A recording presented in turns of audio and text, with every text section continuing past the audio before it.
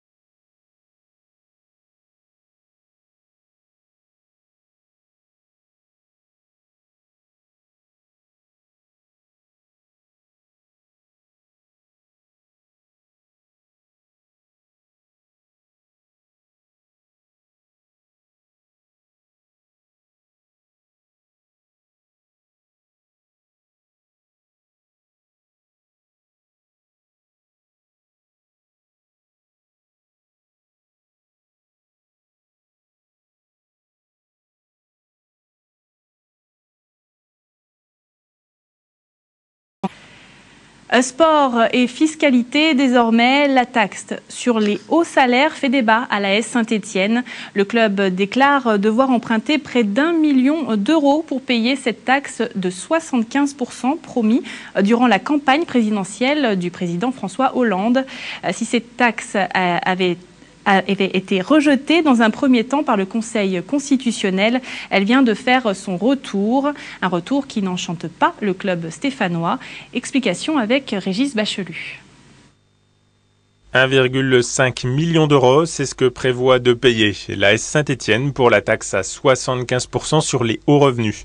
Une taxe injuste, selon les propos de Bernard Caiazzo, le président du conseil de surveillance de l'ASSE, interrogé dans les colonnes du journal du Progrès. Une taxe qui s'appliquerait donc aux revenus supérieurs à 1 million d'euros par an pour le monde du football, mais pas seulement, c'est l'intégralité des entreprises qui est visée. La Ligue de football, quant à elle, déclare la taxe dramatique et l'évalue dans un premier temps à 82 millions d'euros pour le football français. Désormais plafonnée à 5% du chiffre d'affaires, cette taxe reviendrait tout de même à 40 millions d'euros pour l'ensemble des clubs, dont 20 millions pour le Paris Saint-Germain. Une taxe exceptionnelle pour 2013 et 2014 qu'assume pleinement Régis Juanico, député de la Loire et rapporteur spécial du budget des sports à l'Assemblée nationale. C'est une mesure de justice pour redresser nos comptes. Il ne vous aura pas échappé que des efforts sont demandés aujourd'hui à tous nos concitoyens, à tous les Français, et donc de façon exceptionnelle à certains très hauts revenus. Je pense que c'est une mesure qui a une vertu, c'est qu'elle va inciter plutôt les clubs, comme c'est le cas à Saint-Étienne d'ailleurs, à avoir une bonne maîtrise de leur masse salariale. Par ailleurs, je veux quand même souligner qu'aujourd'hui, personne ne comprendrait dans le pays que le football professionnel, vu aussi les profits qu'il peut réaliser, soit le seul à être exonéré de ce type de taxes. Allez, je vous propose